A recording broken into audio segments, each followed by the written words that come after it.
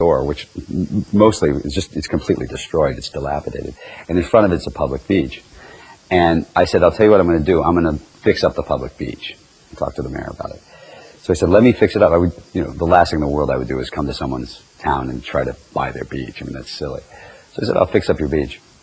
And it got caught in a political thing. One guy running against another guy, and somebody was helping out George, and then it became he's trying to buy a beach and take away our public beach, which would never happen. And I wrote the people in the town a letter and said, I'm not trying to buy your beach. The beach is in terrible shape right now, and I'd like to fix it up. I'd like to make it really a beautiful place for you guys to come. I'd like that to be something I can do as a neighbor. And that's all it was. That was all it ever was. That was all the suggestion ever was. So once they found out, they all called me up and said, sorry, it got out there but it was a lot of news for a while, I hear. Who knew? So I was surprised by how big that story was. There wasn't really any truth to it. What do you think you have found in Italy that in Hollywood it's impossible to find, if there is? Well, I think pretty much everything. I think that, for me, everything now, understanding that I'm one of the lucky ones who gets to experience things at a very nice level.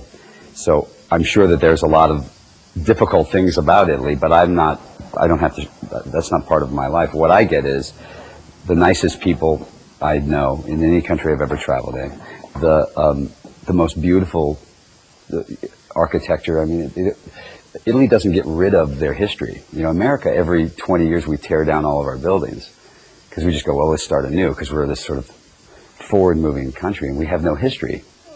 And we don't have buildings that are 300 years old, 400 or 500 years old, that people live in. I love that. I love the food, which is the best food in the world. I love the wine, which I think is the best wine in the world. But in general, I just really enjoy, in Italy, if you stop someone and ask for directions, they actually help you. They might actually drive you there. Hey, come on. I think that doesn't happen in most countries. And so I find it to be, for me and for all my friends who come here constantly every summer and spend time, we find this to be the most beautiful place in the world. And the Alps are something. And this lake is stunning. Could you have a project or work with Italian artists, for instance, the most famous international actress Monica Bellucci, or the most famous Italian director Roberto Benigni? Oh, I'd love to. I'd love to. Benigni's got a film coming out soon, I think, in October, right?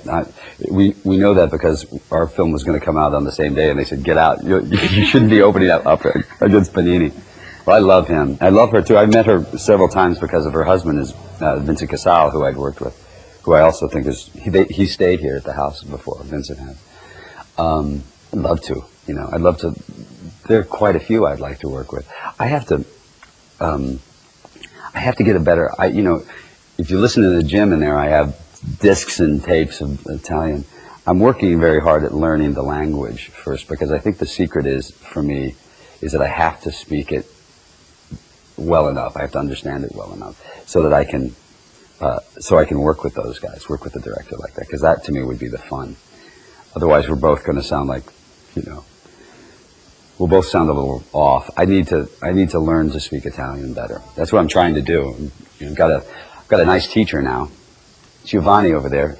He's teaching me Napoletano, as though it's not, I don't quite understand it. Did you learn any words in Napoletano? Oh, everything I learn, unfortunately. Right, Gio, is Napoletano?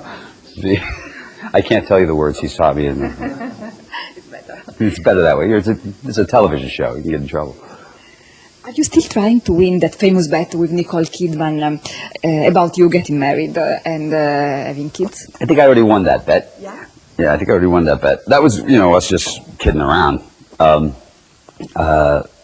wasn't actively really trying to avoid it or not avoid it. It just ended up being one of those funny things that happened along the way. So no, I haven't really thought about it. I haven't talked to Nicole in a while. So I'll have to call her up and see if she has any other bets she wants to make. A joke for the million of fans you have.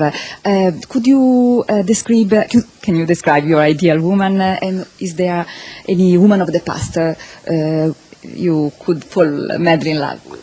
Well, we always say this, and it's not just because we're in Italy. I met her once at a Armani fashion show, but the perfect woman is always Sophia Loren. She always is. If I'm in Germany and they say, who's the perfect woman, you say, Sophia Loren. She just, there's no, and by the way, I think most guys would say that. She's just, from the minute you saw her, she lit up the screen, she still lights up the screen, she's still beauty. And she's just absolute classic. And I'm not saying that because I'm in Italy. I say it everywhere. I don't know, your ideal woman is, it's a tough thing to describe because you only know it when you see it, really. You can't just sort of go looking for it. You just sort of know it when you see it.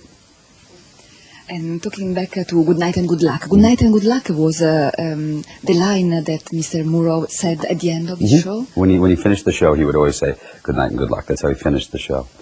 And it always seemed very clear that was, where it came from was when he was a reporter during the Britain bombings and during World War II, everyone in England would say good night and good luck because their houses were getting bombed and you might not wake up the next morning. So they would all say good night and good luck.